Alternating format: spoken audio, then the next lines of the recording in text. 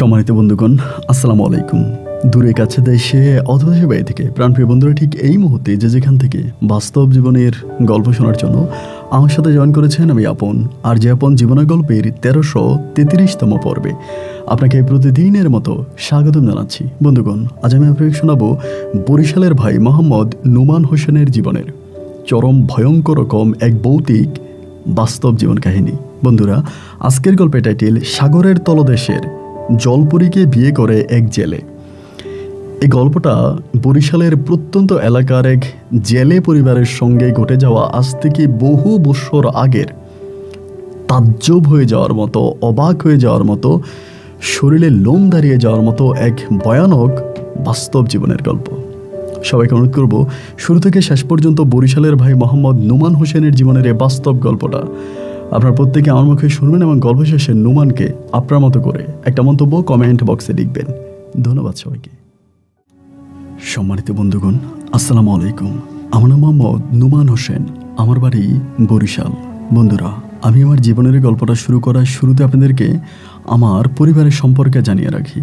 আমার পরিবারে আমি আছি, আমার বাবা আছে, মা আছে, রয়েছে আমার দাদা দাদি সহ আমার বড় একটা বোন আর ছোট একটা ভাই।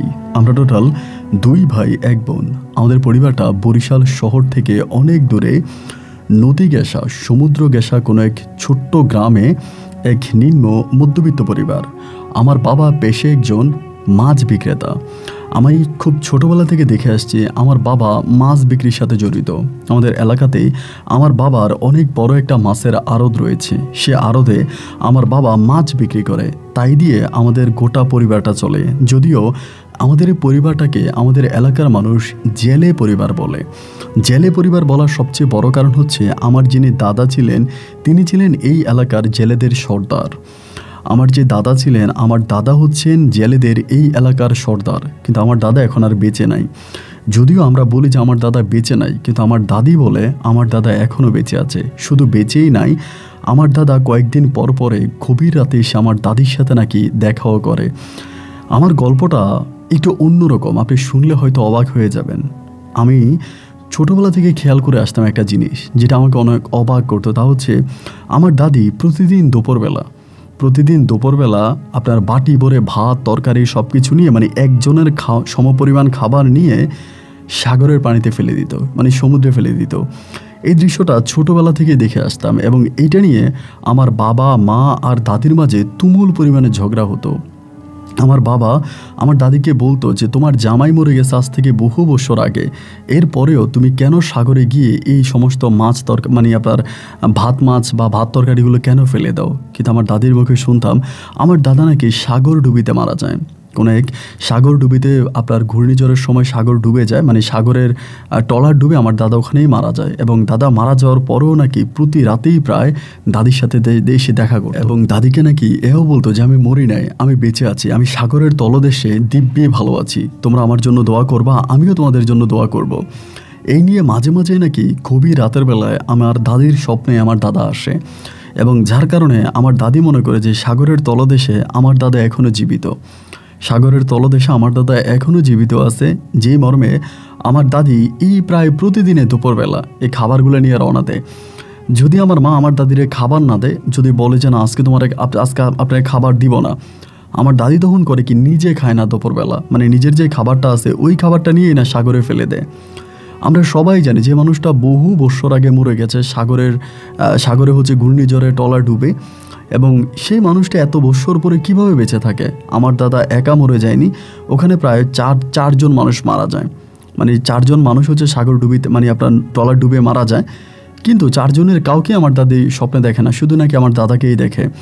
এবং 4 জন যে অন্য পরিবারের আছে তাদেরকে জিজ্ঞেস করা হলো যে এরকম স্বপ্নে আপনাদের পরিবারের মানুষগুলো আসে কিনা। তারা বলে যে না, আমরা তো দেখতেই পাই না। কিন্তু আমার দাদি বলে তিনি নাকি স্বপ্নে আমার দাদাকে দেখতে পায়। যদিও আমার বাবা বলে এটা সম্পূর্ণ ভুয়া একটা কথা, এটা সম্পূর্ণ মিথ্যা একটা কথা। কোনোভাবেই দাদির স্বপ্নে তোর দাদা আসে না, তোর দাদি এমনিই শখ করে নিয়ে সাগরে আমাদের খাবারগুলো নষ্ট করে। তা আমরা তো আসলে অত বড় লোক ছিলাম না, মানে অত বেশি ধনী লোক না যে একজনের খাবার সাগরে ফেলে দিলেও কোনো সমস্যা হবে না। দাদি যখন একজনের খাবার সাগরে ফেলে দিত তখন মনে হতো যে আসলে এই দাদিটা অন্যায় করতেছে। আমি নিজেও বুঝতে পারতাম যে এটা অপরাধ, কিন্তু কি আর করা, দাদিকে তো কেউ আর মানাতে পারে না। এরকম করতে করতে একটা পর্যায়ে আমি অনেকটাই বড় হয়ে যাওয়ার পরে আমিও তখন জেলেদের সাথে কাজ করতে শুরু করি। মাছ ধরিয়ে গিয়ে মাছ ধরি এবং সেই মাছ এসে বাবার আড়তে দিয়ে দিই, বাবা তখন এটা বিক্রি করে। এই নিয়ে তখন আমার শৈশবের দিনগুলো, আমার ছোটোবেলার দিনগুলো, মানে ছোটোবেলায় বলতে ছোটোবেলা থেকে আমি বড় হয়ে যাই, অনেকটা বড় হয়ে যায়। তখন আমি সম্পূর্ণভাবে ট্রলার চালাই এবং সাগরে যাই, ট্রলার নিয়ে যাই। এই করতে করতে একদিন দুপুরবেলা আমার দাদি ভাত নিয়ে রওনা দিছে। আমার মা হচ্ছে দাদিকে ভাত নিয়ে যেতে দিবে না, মানে কোনোভাবেই দিবে না। আমার দাদি আমার মায়ের পায়ে ধরতেছে যে আমি তোর পায়ে ধরে, আমার আটকাইস না, আমি সাগরে নিয়ে যাই। মানে একটা সময় আমার বড় বোন ছিল, তো বড় বোন থাকার কারণে আমার দাদি কিন্তু ভাত নিয়ে যেতে পারতো, কোনো সমস্যা হতো না। কারণ আমার মাকে আমার বড় বোন ধরে রাখতো, মানে দাদির সাথে ঝগড়া করতে গেলে। কিন্তু এখন তো আমার বড় বোনের বিয়ে হয়ে গেছে। বড় বোনের বিয়ে হয়ে যাওয়ার কারণে দেখা যায় আমার মাকে আর আটকানো যায় না। আমার মা গিয়ে আমার দাদিকে ধরে, আপনি কেন আমাদের ভাত তরকারিগুলো এরকম আপনি মানে সাগরে ফেলে দেন, আপনি কী পাইছেন? মানে অলওয়েজ আমার দাদি হচ্ছে মানে আমার মা হচ্ছে বাধা দিতে থাকে। তো একদিন দুপুরবেলা আমার দাদি ভাত নিয়ে রওনা দিল, এইভাবে আমার মা বাধা দিল যে না, আমি আপনার আজকে ভাত নিতে দিবই না। দাদি বলে আমি খাবার খাবো না, এটা আমার খাবার। দুপুরে আমি যেই খাবারটা খাইতাম, আমি সেই খাবারটাই আমার স্বামীরে দিয়ে আসবো। আমার মা চিৎকার করে বলতেছে, আপনি আর কত পাগলামি করবেন, আজকে কত বৎসর ধরে করতেছেন। নুমান ছোট থাকতে, নুমান আমার কোলে থাকতে ওর দাদা মারা গেছে। এরপর থেকে আপনি এগুলো করেই যাচ্ছেন। আপনি সবসময় বলতেছেন যে উনি বেঁচে আছে। সাগরের নিচে কি মানুষ বাঁচতে পারে? এটা কি সম্ভব? এবার একটা পর্যায়ে আমি তখন আমার দাদিরে ধরে ঘরে নিয়ে গেলাম। ঘরে নিয়ে বললাম, আচ্ছা দাদি, একটা কথা বলি। দাদি বলে বলো। আমি বললাম, আচ্ছা দাদা তো মাছ সাগরে মারা গেছে তাই না? দাদি বলে না, মারা যায় নাই। আমি বললাম হ্যাঁ, মারা যায় নাই, কিন্তু দাদার ট্রলারটা যে ডুবেছে, এটা কি কিনারায় ডুবেছে না মাছ সাগরে ডুবেছে? দাদি বলে সাগরের মাঝখানে ডুবছে। আমি বললাম আচ্ছা, তো দাদার মানে ট্রলার যদি সাগরের মাঝখানেই ডুবে যায়, তাহলে তুমি খাবার দিতেছো সাগরের পাড়ে, তো সাগরের পাড়ের ওই খাবারটা তো মাছেই খেয়ে ফেলে। এইটা মাছ দরিয়া পর্যন্ত কেমনে যায়? এটা তো মাছ দরিয়া পর্যন্ত যায় না। তোমার যদি খাবার দিতে হয় দাদাকে, তাহলে তোমাকে মাছ সাগরে গিয়ে খাবার দিতে হবে, এখানে পাড়ে বসে তো খাবার দেওয়া লাভ নাই। দাদি আমারে বলে, আমি সাগরের মাঝখানে কেমনে যাব? আবার আমার দাদি কিন্তু আবার সাগরে ভয় পায়, মানে সাগরের ঢেউ দেখলে ওনার ভয় লাগে, যদিও সাগর পাড়ের মানুষ আমরা। এরপর আমার দাদি সাগরকে ভয় পায়। তো পরে আমি দাদিরে বললাম যে তোমার দিতে হবে কেন, খাবারটা আমারে দাও, আমি মাছ সাগরে গিয়ে দাদারে দিয়ে আসি। দাদি তখন আমার বলি, তুই দিয়ে আসবি? আমি বললাম হ্যাঁ, আমি দিয়ে আসবো। এই কথা বলে আমি তখন দাদির কাছ থেকে ভাত তরকারিগুলো নিলাম এবং সাগর পাড়ে বসে আমি তখন পেট ভরে ভাতা তরকারিগুলো খাইলাম। খাওয়ার পরে দুপুরে এসে দাদিরে বললাম যে দাদারে খাবার দিয়ে আসছি, এখানে মাছ দরিয়ায় গিয়ে দিয়ে আসছি। দাদি তো আলহামদুলিল্লাহ খুশি হয়ে গেল। মা বলে, তুই খাইতে আয়। আমি বললাম, মা আমি ওই দাদার দেওয়া খাবারগুলো খেয়ে ফেলছি। মা আমার বলে, ভালো করছিস, অন্তত আমাদের একজনের খাবার বেঁচে গেল। এরপরে রাতে আমি যখন ট্রলার নিয়ে মাছ ধরতে যাই, আমি তখন দাদিরে বলবো, দাদি দাও, দাদার জন্য খাবার দাও। দাদি বলে, খাবার তো দিব দুপুরে। আমি বললাম, ধুরু তুমি রাতে দাও তো, দাদা রেখে সকালবেলা খাবে। মানে বুঝতে পারতাম যে আমার দাদি পাগল হয়ে গেছে, কিন্তু এরপরেও কিছু করার ছিল না। মানে আমরা কি করব বলেন, দাদি বয়স্ক মানুষ, তাকে তো আর ধমক দিয়েও পারি না, বকাবাধ্য করেও পারি না। তো মানে আমি বললাম রাতের বেলায় যে দাদি আমার কাছে দাও ভাত তরকারি, আমাকে দাও, আমি নিয়ে যাই। রাতের বেলা আমি দাদারে দিয়ে দেবনি এবং দাদা এগুলো দিনের বেলায় খাবে। এই করে আমি তখন রাতের বেলা আবারও ভাত তরকারি নিয়ে যাই, কিন্তু যাওয়ার সময় 2টা টিফিন বক্স নিয়ে যেতাম। দাদি আমার যে টিফিন বক্সে দিত, ওইটার মধ্যে যেই খাবার থাকতো ওই খাবারগুলো আমি খাইতাম, আর আমি যে টিফিন বক্সে খাবার নিতাম এটা খালি নিয়ে যেতাম। শুধু দাদিরে বুঝাইতাম যে এটার মধ্যে আমার খাবার, এটার মধ্যে দাদার খাবার, কিন্তু আমার বক্সটা সম্পূর্ণ খালিই থাকতো। এইরকম করে সাগরে মাঝখানে গিয়ে ধরেন আমি খাবারগুলো খেয়ে ফেলতাম। তা আমার সাথে যারা সাগরে মাছ টাছ ধরতো, আমি তার একা না, মানে অনেকেই ট্রলারে থাকতো, ওরা সবাই হাসতো, বলতো শালা তুই একটা জিনিস রে। আমি তখন ওইখানে গিয়ে মাছগুলো মানে খাবার খেয়ে ফেলতাম। এইরকম করে মাসের পর মাস, দিনের পর দিন আমার দাদি আমার খাবার দিত, আমি মাছ সাগরে নিয়ে খেয়ে ফেলতাম। তখন আর আমার মায়ের সাথে আমার দাদির ঝগড়া হতো না, কারণ আমি তো আর একজনের খাবার নিতাম না, আমি ওই দাদার খাবারটাই খাইতাম। তো যার জন্য দেখা যায় আমার মা আর আমার দাদির সাথে ঝগড়া করে না। দাদি আর মায়ের সম্পর্কটা তখন অনেকটা ভালো হয়ে গেল। আগে তো দুজনের মাঝে তুমুল ঝগড়া হতো, কেউ কাউকে সহ্য করতে পারতো না, অনেক ফাইটিং, মারামারি, এই সেই অনেক যায় ঝামেলা। কিন্তু এখন আর কোনো যায় ঝামেলা নাই, মানে দুজনে অনেকটা ভালো আছে। এবং এইভাবে সময়গুলো কাটতে কাটতে বেশ কয়েকটা দিন কেটে গেল, মানে বেশ কয়েকটা বৎসর কেটে গেল। এরকম করতে করতে সবাই আমারে বলতো, মানে যারা আমি যে মাছ ধরতাম ওরা বলতো, তোর দাদার অভিশাপ তোর উপরে পড়বে, একদিন না একদিন দেখবি যে তোর দাদা এসে তোর ধরে নিয়ে যাবে, মানে এগুলো বলতো। আমি বলতাম ধুরো, আমি লেত্রা কালে আমার দাদা মারিয়ে গেছে, তো এখন দাদা আসবে কোত্থেকে, আমি কি পাগল হয়েছি নাকি? তো এগুলো নিয়ে আমি ওদের সাথে এরকম করে দুষ্টামি করতাম এবং ওরা আমাকে ভয় দেখাইতো, প্রচণ্ড ভয় দেখাইতো যে অবশ্যই অলৌকিকভাবে কোনো না কোনো একদিন তোর দাদা উঠে আসবে। এবং তোর দাদা উঠে এসে তার যত ভাত তুই খাইছিস সব তোর পেট থেকে বের করবে। এইগুলো আমারে বলতো। এরকম করতে করতে হলো কি ভাই, সাগরে তো আমরা মাছ ধরতাম, একেবারে মাছ দরিয়ায় গিয়ে গভীর রাতে মাছ ধরতাম, কিন্তু কখনো না কোনো দিন আমি কোনো কিছু দেখি নাই সাগরের মাঝে। তবে আমার দাদির মুখে, আমার বাবার মুখে, মায়ের মুখে শুনতাম সাগরে নাকি রাক্ষসরা বসবাস করে এবং আমাদের এই দ্বীপটা নাকি একটা সময় রাক্ষসের দ্বীপ ছিল। এই দ্বীপে নাকি অনেক মানুষ, আমার পূর্বপুরুষ যারা আছে তারা নাকি অনেকেই রাক্ষসের সন্ধানও পেয়েছে, রাক্ষসকে দেখেছে। সাগর থেকে বিশাল আকৃতির শরীর নিয়ে নাকি তারা মাঝে মাঝে উঠে এসে এই দ্বীপের মধ্যে বসে বিশ্রাম নিত, আবার সাগরে নেমে যেত। এরকম এটা আমাদের দ্বীপটা হচ্ছে আপনার রাক্ষসের দ্বীপ নামেও পরিচিত, মানে আমাদের এই দ্বীপটাকে রাক্ষসের দ্বীপ বলে সবাই। তো ওইখানে আমাদের বাড়ি। তা আমি জীবনে কোনোদিন রাক্ষস দেখি নাই, কোনো জিন দেখি নাই, কোনো কিছুই দেখি নাই। সাগরে এত মাছ ধরতাম, এত ট্রলার দিয়ে যাইতাম, কখনোই কোনোদিন এই সমস্ত কোনো কিছু আমার চোখের সামনে পড়েনি। তো এমন করতে করতে একদিন হলো কি, মাছ নিয়ে মানে মাছ ধরছিলাম দিনের বেলায়, রাতের বেলায় না। আমরা মাঝে মাঝে দিনেও মাছ ধরি, আবার রাতেও ধরি। তো দিনের বেলায় মাছ ধরে তখন আমি রওনা দিছি, মানে মাছ নিয়ে যাব। তো এই সময় দুইটা মাছ, মানে আপনার দুইটা মাছ আমি ঘরের জন্য নিয়ে নিছি। মাছ যা ধরছি সবই ট্রলারে দিয়ে দিলাম এবং তাজা দুইটা মাছ, একেবারে সুন্দর দুইটা মাছ আমি তখন নিয়ে নিলাম, এগুলো বাড়িতে নিয়ে যাব। তো বাড়িতে নিয়ে যাব পরে এই দুইটা মাছ নিয়ে রওনা দিছি। দেওয়ার পরে আমাদের বাড়িটাতে যাওয়ার আগে একটা ছোট বাজার পড়ে, মানে আমাদের গ্রামে যাওয়ার আগে একটা বাজার পড়ে। এই বাজারটা থেকে আমি তখন রিক্সা থেকে নেমে যাই, ট্রলারে মাছ মানে আপনার বাবার আড়তে মাছ দিয়া তখন আমি রিক্সা দিয়ে এই বাজার পর্যন্ত আসি। তো বাজার থেকে আরও কিছু কেনাকাটা করে পেঁয়াজ, রসুন, আদা, ওইটাও ঘরের জন্য কিনি এবং কিনে আমি তখন হেঁটে হেঁটে রওনা দিলাম। আর রিক্সা পাই না, ওখানে আর কোনো রিক্সা পাইলাম না এবং রিক্সা না পাওয়ার পরে আমি তখন হাইটে রওনা দিলাম। এবার হাইটে যাব। তো হাইটে হাইটে সামনের দিকে যাচ্ছি এবং যেতে যেতে একটা পর্যায়ে মানে আমাদের ওই বাড়ি থেকে বের হওয়ার পরে বাজারটার পরেই একটা বট গাছ আছে, মানে বিশাল একটা বট গাছ, অনেক পুরনো। তখন সম্ভবত আপনার দুপুরই হবে টাইমটা, আমার সঠিক খেয়াল নাই, মানে দুপুরের দিকে হবে। পরে আসার সময় দেখলাম যে মানে ওই গাছের নিচে একটা বয়স্ক লোক বসে আছে। তো দূর থেকে আমি যখন লোকটারে দেখলাম, দূর থেকে আমার কাছে মনে হলো যে এটা ছোটো বাচ্চা, মানে দূর থেকে মনে হলো একটা ছোটো বাচ্চা। এবং কাছে আসার পরে দেখলাম যে না, আকৃতি বাচ্চার মতো হলেও অনেকটা মানে খাটো করে, অনেকটা হ্যাংলা করে, কিন্তু এটা কোনো বাচ্চা না, মানে এটা একটা বয়স্ক লোকে আমার কাছে মনে হচ্ছে এবং দাঁড়িয়ে আছে টুপি পরা একটা বয়স্ক লোকে। পরে আমারে বলে যে নাম ধরে বলতেছে, অনুমান একটা মাছ দিয়া যা, আমারে বলে। তো আমি তো একটু দুষ্ট প্রকৃতির ছেলে ছিলাম, মানে প্রচণ্ড রকমের দুষ্টমি করতাম এবং জিন ভূত এসব নিয়ে খুব দুষ্টমি করতাম। পরে আমি বললাম, কাছে গিয়ে বললাম যে আপনি আমার নাম জানলেন কেমনে? বলে তোর নাম নুমান না? আমি বললাম হ জানি তো, মানে গোজ মেরে বসছেন।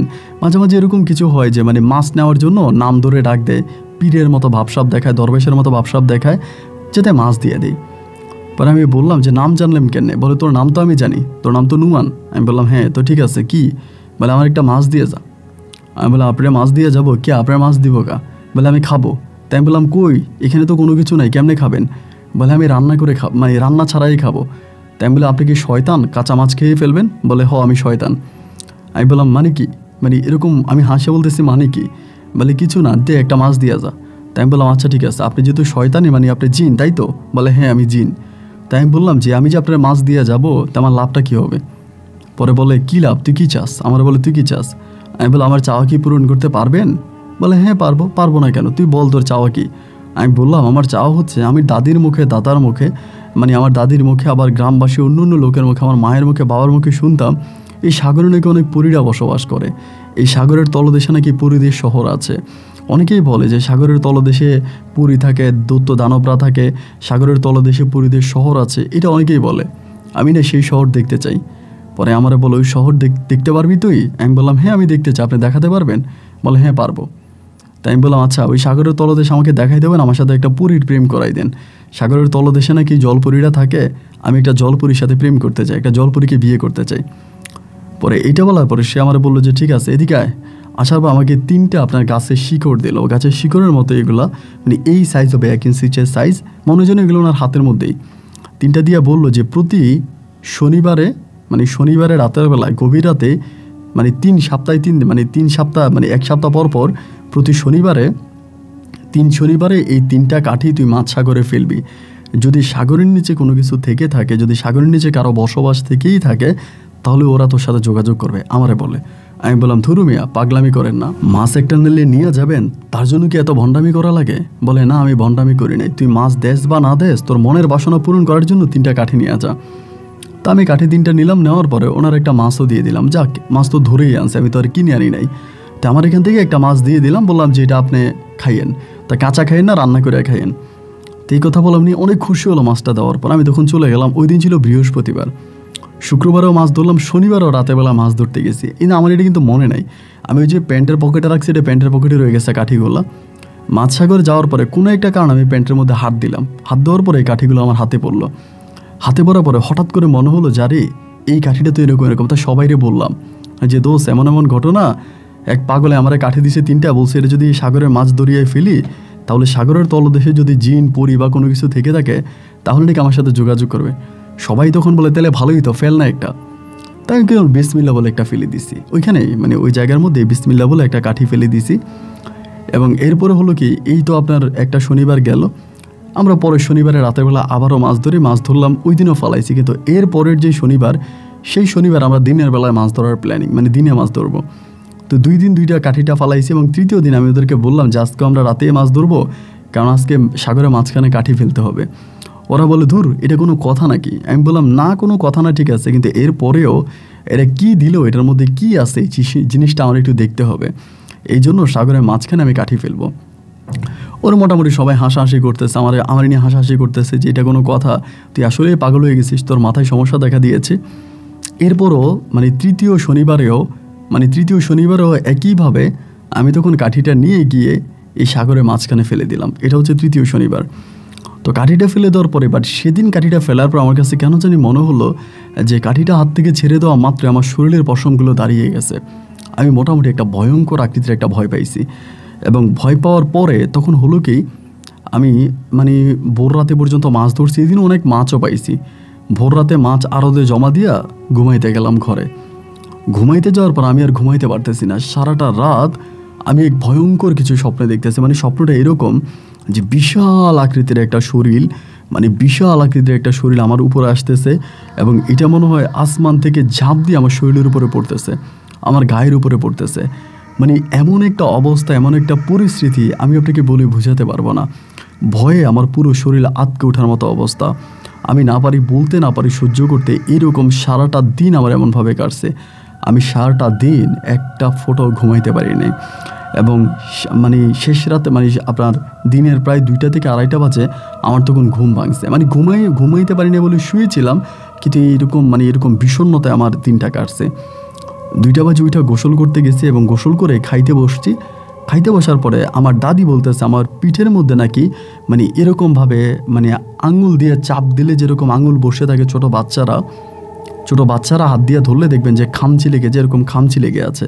দাদি আমারে বলে, কিরে কই গেছিলি, এরকম খামচি কেন? আমি তখন দাদিরে বলতেছিলাম যে না দাদি, তুমি খামচি পাইছো, এটা কোনো খামচি না। দাদি আমারে বলে, আমি নিজের চোখে দেখতেছি তোকে খামচি দিয়েছে, কী হয়েছে? তো দাদিরে আর কিছু বলি না। এবং পরের রাতে তখন ওরা মাছ ধরতে আবারও যাবে, মানে পরের রাতে আমি ওই দিন আর যাবো না। মানে আমার ভিতরে সারাটা রাতে আমি যা দেখছি সাগরের নিচে, আমি এটা আপনাকে বর্ণনা করে বোঝাতে পারবো না। মানে এমন সব ভয়ানক জিনিস আমি সাগরের নিচে দেখতে পাইছি, আমি এটা মুখে বলে প্রকাশ করতে পারবো না। আমি খুবই ভয় পেয়ে যাই, অনেক ভয় পাই। এবং ভয় পাওয়ার পর আমি চিন্তা করছি আমি আর সাগরে যাবোই না। পরের রাত ওরা মাছ ধরতে যাবে, সবাই আমার বলে চল না নুমান, চল। আমি বলছি না রে ভাই, আমি যাবো না। ওরা বলে কী হয়েছে, তোর সমস্যা কি? আমি আর গেলাম না। ওরা তখন মাছ ধরতে গেছে। রাতের বেলা যখন শুইছি, এই দৃশ্য আবারও আমার চোখের সামনে একদম বিশাল আকৃতির একটা শরীর এসে আমার গায়ের উপরে পড়তেছে, আমাকে ডাকতেছে, আমাকে মানে 2 হাত 2 দিকে ধরে টান দিয়ে ছিঁড়ে ফেলতেছে, আমার শরীরের মাংস কামড় দিয়ে আমার শরীর থেকে নিয়ে যাচ্ছে, আমার মাথার চুল টান দিয়ে উঠে ফেলতেছে। খুব ভয়ানক একটা পরিস্থিতি এবং খুব ভয়ানক একটা অবস্থা। আমি তখন চিন্তা করলাম যে আসলেই কী করা যায়, এখন বাঁচার উপায় কি, বাঁচতে পারবো কেমনে? তো আমি তখন পরের দিন সকালে উঠেই তাদের এই বিষয়টা জানাইলাম যে দাদি এমন ঘটনা, আমি তো বেশি পাকনামি করতে গিয়ে কাজ একটা করে ফেলছি, এটা।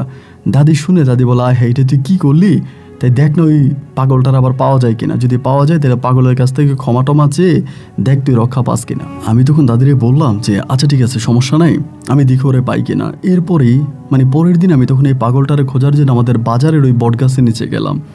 বটগাছের নিচে যাওয়ার পরে আমি ওই লোকটার আর পেলাম না, যে এতদিন তো থাকার কথাও না। বটগাছের আশেপাশে অন্যদের দোকান আছে, যেমন আপনার কামারের দোকান আছে, ওনারে মানে উনি লোহা টোহা দিয়ে ওইটা বানায়, উনি দীর্ঘদিন ধরে ওই দোকান। ওনারে জিজ্ঞেস করলাম যে কাকা দাদা, এখানে যে একজন লোক বসে থাকতো পাগল বেশে, আপনার খাটো করে, আপনার পাতলা করে, এরকম বয়স্ক, এই লোকটা এখন কই আছে? বলে রে আমি তো এখানে কোনো লোক দেখি নাই। আমি বললাম কী বলেন আপনি, দেখেন নাই? আমি তো মাঝে মাঝে দেখতাম বসে থাকতো। উনি বলে আমি তো এখানে এতদিন দোকানদারি করি, আমি তো কোনোদিন এরকম কোনো লোকরা বটগাছের নিচে বসে থাকতে দেখি নাই। আমি তখন বললাম এই কী বলেন আপনি? পরে আশেপাশে আরও 2-1টা দোকানপাট ছিল, অনেকেই জিজ্ঞেস করলাম, তারা সবাই বলতেছে বটগাছের নিচে তারা কোনো লোককেই দেখে নাই। বটগাছের নিচে তারা আজকে অবধি পর্যন্ত কোনো দিন কোনো লোককে বসে থাকতে দেখে নাই। মানে এটা পুরোই, আমি যেটা বলতেছি যে পুরোই তারা এটা বিশ্বাস করে না। এবং একটা পর্যায়ে যে পথচারী আছে, অনেকে হেঁটে হেঁটে যায় এই পথ দিয়ে, অনেকে অনেক সময় মানে পার্মানেন্টলি যাতায়াত করে, এরকম অনেকেই জিজ্ঞেস করলাম যে বটগাছের নিচে এই আকৃতির, এই ভেষের একটা লোককে দেখতে পাইছেন কিনা। সবাই একই কথা বলে যে না, এরকম কোনো লোককে আমরা এখানে দেখি নাই, এরকম কোনো লোককে আমরা এই জায়গায় দেখি নাই। তুমি এটা কী বলতেছো, এরকম লোক এখানে আসবে কোত্থেকে? না না বাবা, আমরা এরকম কোনো লোক দেখি নাই। মানে সবাই তখন আমাকে প্রত্যাখ্যান করতেছে যে না, তারা এরকম কাউকেই দেখে নাই। আমার ভিতর তখন কষ্টের পরিমাণটা আরও বাড়তেছে। এটা তাহলে আমার সাথে কি হচ্ছে, আমার সাথে তাহলে এটা কি হচ্ছে, আমি এখন কি করব? মানে কোনো উপায় বুদ্ধি পাইতেছি না। ওই লোকটার আর খুঁজে পাই না, ওই পাগলটার আর খুঁজে পাই না। এবং আমি তখন আর ট্রলারে মাছ ধরতে যাই না, কিন্তু প্রতি রাতে আমি এই স্বপ্নটা দেখি, প্রতি রাতেই স্বপ্নটা দেখি। এবং এই স্বপ্ন আমাকে পাগল করে তুলতেছে। আমি খাইতে পারি না, ঘুমাইতে পারি না। এভাবে সপ্তাহখানিকের মতো কেটে গেল। আমার বাবা আড়তে যে মাছ বিক্রি করে, তাতেই আসলে আমাদের গোটা পরিবার চলে না। পরিবারেও অনেক অভাব দেখা দিল। দাদির ওষুধ, মায়ের ওষুধ, বাবা দোকানদারি করে কি করে না, এমন একটা পরিস্থিতি। এবং সবাই তখন মাছ ধরতেছে, আমি তখন আর মাছ ধরতে যাই না। পরে ভয়কে জয় করে চিন্তা করলাম, পেটের খিদা তো আর ভয় মানবে না, পেটের খিদা তো আর ভয় মানবে না, আমাকে সাগরে যাওয়াই লাগবে। এবং একটা পর্যায়ে বাধ্য হয়ে আমি আবারও সেই ট্রলারে যোগ দিলাম। আমি আবারও সাগরে মাছ ধরার জন্য গেলাম।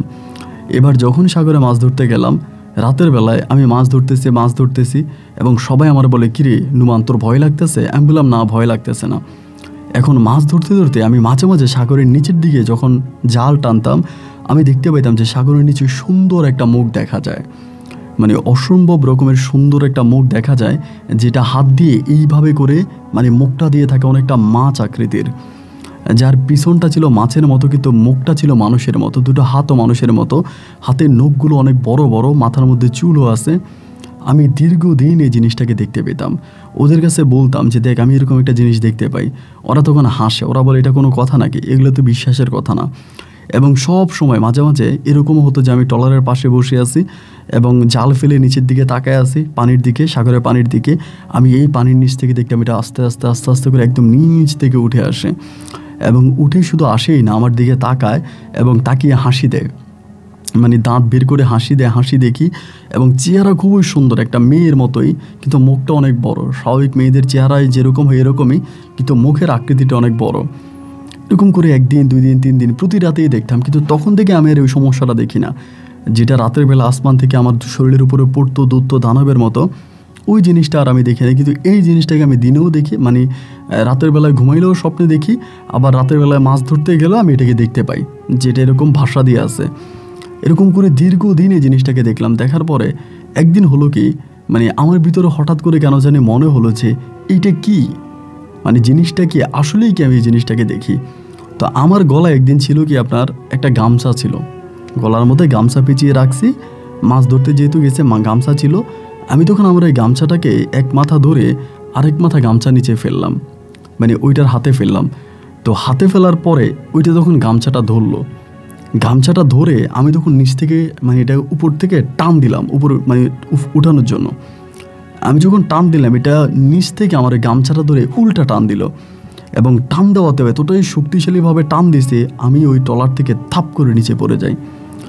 এবং ট্রলার থেকে ধাপ করে নিচে পড়ার পরেই ভাই আমি দেখতে পাই যে এই জিনিসটাকে, মানে এটা কিন্তু ভয়ঙ্কর কিছু না, কিন্তু সুন্দর একটা নারী, সুন্দর একটা নারী। এবং আমি তখন ঘুরতে থাকি, আমি পানিতে লাফ দিয়ে পড়ে যাওয়ার পরে, পানিতে আমাকে ফেলে দেওয়ার পরে আমি পানির মধ্যেই ঘুরতে থাকি, এরকম করে ঘুরতে থাকি।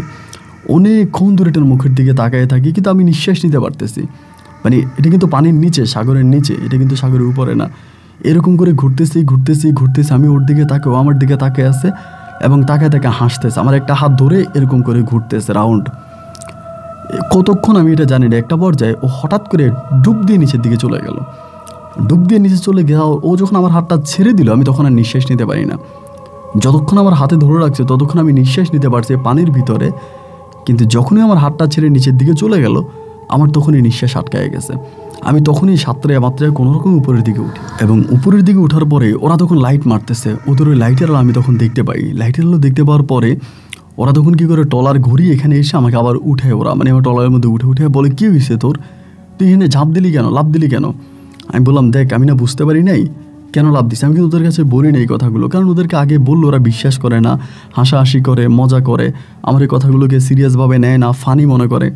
এই জন্য নিজের মান সম্মানের কথা চিন্তা করে আমি আর ওদেরকে বলি না এগুলা, কিছুই বললাম না, শুধু বললাম এমনিতেই পড়ে গেছি। তোরা আমারে বলে, তুই আগের মতো মাছ ধরতে পারিস না, মাছ ধরতে আসলে তোর মাথার মধ্যে অন্যরকম কোনো কিছু ঘোরাফেরা করে, কোনো চিন্তা নাই, ধান্দা নাই, কেমন একটা অবস্থা তোর, এরকম কেন? হ্যাঁ, এভাবে হইলে তো হবে না, এভাবে হলে যদি মাছ ধরতে পারবি না, তোর তো কোনো মাছের প্রতি কোনো নাই, আগ্রহ নাই, মাছ যে তুই ধরবি ওরকম কোনো আগ্রহ তোর মাঝে আমরা দেখতে পাই না। আমি তখন বললাম, দেখ এরকমটা আমার সাথে করিস না, ইনশাল্লাহ আমি ধরতে পারবো, তোরা মানে মন খারাপ করিস না, সবাই তখন আমি বুঝাচ্ছিলাম। তো ওই জিনিসটা এখন তখন আমার জাগযোগ লাগতেছে, এটা আমি কী দেখলাম, কী হইলো আমার সাথে। পরে সকাল হয়ে গেল, মাছ আড়তে বিক্রি করে বাড়িতে গেছে। বাড়িতে যাওয়ার পরে কারোর সাথে কোনো কথা বলি না। আগে যেরকম ধরুন সবার সাথে হাসাহাসি করতাম, কথাবার্তা বলতাম, দুষ্টমি করতাম, প্রত্যেকের সাথে আমার একটা দুষ্টমিপূর্ণ সম্পর্ক ছিল, বাট এখন কারোর সাথে প্রয়োজন ছাড়া কোনো কথা বলি না। সবসময় নিচের দিকে তাকায় থাকি, একটা গম্ভীর ভাব নিয়ে থাকি, মানে নিজের মাঝে আর কোনো কিছুই ভালো লাগে না, এক অন্যরকম পরিস্থিতির মধ্যে আমি তখন পড়ে যাই। তো আমরা সবাই তখন বুঝাই যে তোর কী হয়েছে, এরকমটা কেন করতেছিস, সারাক্ষণ মুখ কালো করে, মুখ ঘোমরা করে এরকম করে বসে থাকিস, এরকম করে বসে থাকলে কি ভালো লাগে, তোর কী হয়েছে বল। আমার দাদি আমারে বলে, কী হয়েছে বল। আমি তখন আবার দাদির কিছু বলি না। এরই মাঝে দাদি কিন্তু আমার জন্য তাবিজ তো মানানে, কবিরাজের কাছে, ফকিরের কাছ থেকে তাবিজ এনে আমার দেয় এগুলোতে, কিন্তু এটা আমার কোনো কাজ হয় না। এই তাবিজ, পানি পড়া, এগুলোতে আমার কোনো কিছুই কাজ হয় না। এবার ওরে যে আমি এক পলক দেখছি, ওরে দেখার জন্য মানে আমার এতটাই ওকে ভালো লেগে যায়, এবং আমি যেদিনে সাগরে মাছ ধরতে যাই ওই দিনে আমি তখন ডুব দিয়ে মানে লাফ দিয়ে ওখানে পড়ে যাই, মানে ওরে দেখলে আমি লাফ দিয়ে পড়ে যাই।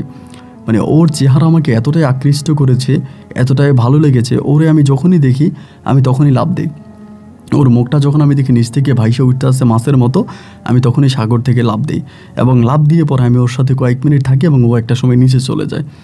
এইরকম করতে করতে একবার মানে ওরা আমার দেখে, যারা আমার মানে মাছ ধরতে ওরা দেখার পরে সবাই আমার বলে, তুই এরকমটা কেন করতেছিস, এগুলো কী ধরনের কথা। এক পর্যন্ত ওরা আমার আর মাছ ধরতে নেয় না, ওরা বলে আমার মাছ ধরতে নিলে ঝামেলা, আমি তো মাছ ধরিই না, তার উপরে আবার আমি সাগরে লাফ দিয়ে পড়ে যাই, ওরা আমার খুঁজতে হয়, ওদের কাজের অনেক ক্ষতি, ওরা আমাকে আর নেবে না। একটা পর্যন্ত আমাকে নিতে চায় না, আমি তারপর ওদের সাথে জোর করে বললাম আমার নিয়ে যা।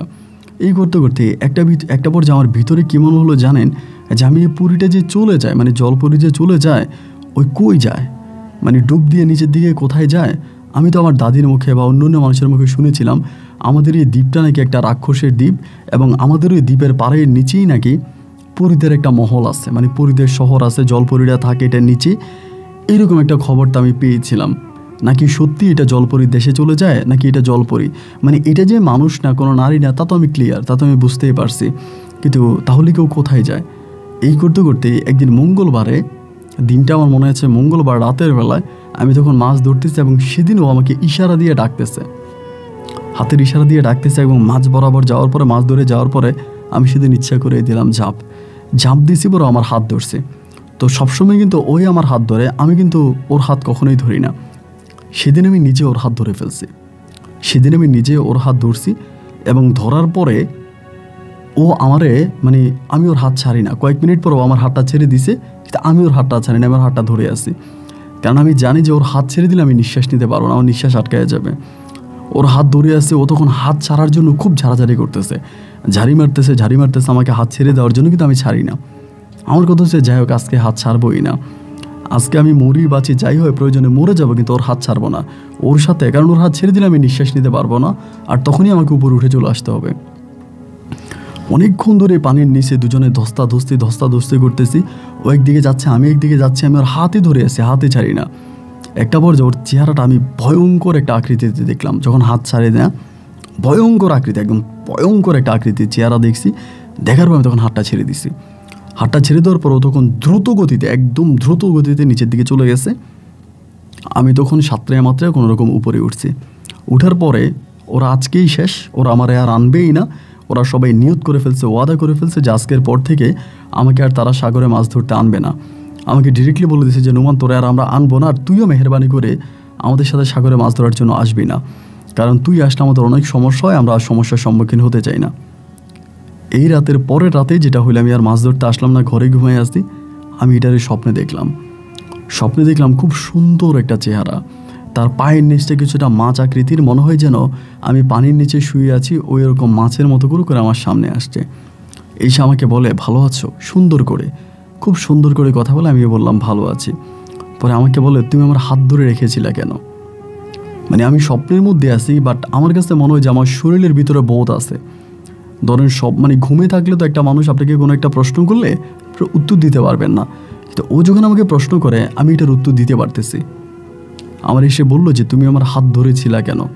আমি বললাম, তোমার হাত ছেড়ে দিলে আমি নিঃশ্বাস নিতে পারি না, আমার নিঃশ্বাস আটকায়া যায়। আমাকে বলে, আমার হাত ধরে তুমি কি আমার সাথে যেতে চেয়েছিলা? এরকম করেই বলে, কারণ তো মনের বেদন বুঝতো। আমি বললাম হ্যাঁ। তা বলে, তুমি কোথায় যাবা? আমি তখন বললাম, তোমাদের মহলে। তা আমাকে বলতেছে, আমাদের মহলে তো আমরা কোনো মানুষকে নিয়ে যাই না। আমি বললাম, আমি তোমাদের মহলে যেতে চাই, আমি তোমাদের সাথে যেতে চাই। বলে, আমাদের মহলতে একবার গেলে কোনো মানুষ আর ফিরে আসতে পারে না। আমাদের মহলে কোনো মানুষ যদি একবার যায়, যদি কোনো মানুষকে নিয়ে যায়, তাকে আর জীবিত আমরা ফিরে আনি না। সে মৃতই আমাদের মহল থেকে ফিরে আসতে, কোনো জীবিত আনা হয় না। আমি তখন বললাম যে মৃত হোক বা জীবিত হোক, যাই বলো, আমি প্রয়োজনে আর ফিরবো না। তোমাদের ওই মহলে গিয়ে আমি তোমাদের মহল থেকে আর আসবো না, আমি মরণ পর্যন্ত তোমাদের ওই মহলেই থাকবো। পরে ও হাসি দিয়ে আমাকে বলে যে তোমার একটা দোয়া লিখে দিয়ে গেলাম, এটা তুমি প্রতিদিন 13 বার করে পড়বা।